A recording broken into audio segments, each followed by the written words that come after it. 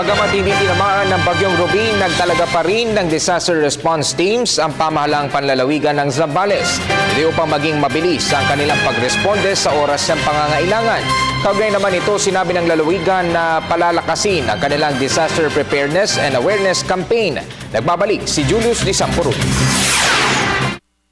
Mas pinaigting na koordinasyon ang tugon ng iba't ibang tanggapan ng pamahalaan upang paghandaan at panatilihing ligtas ang ating mga kababayan laban sa pinsalang idudulot ni Bagyong Ruby. Isa sa mga mahigpit na nagmo-monitor sa lagay ng bagyo ang probinsya ng Zambales. Oras-oras na itinatala ng kanilang punong lalawigan ang lokasyon ng bagyo upang malaman at mabigyan ng kaagad na kautusan ng kanilang disaster response teams. Ang nasabing mga action teams ay nakakalat sa iba't ibang panig ng kanilang lalawigan. Sakali kasing mangailangan ng suporta ang isang team o bayan, mabilis silang makakaresponde.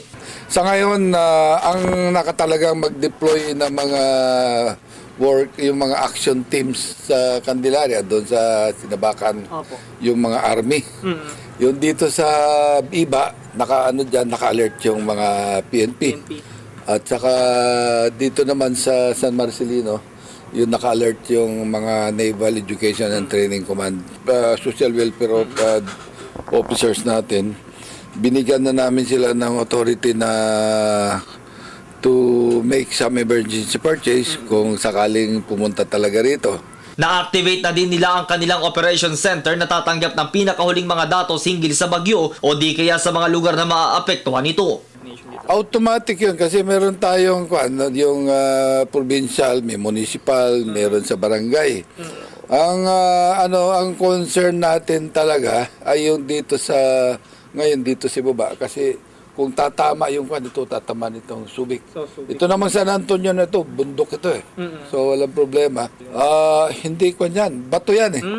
Ang problema natin Santa Cruz kasi merong minahan dyan, yung nickel na nagkaroon ng cease and desist order, ang DNR. Samantala, isang disaster preparedness and awareness campaign handbook ang magkatuwang na inihandog ng provincial government at Department of Education para sa mga mag-aaral.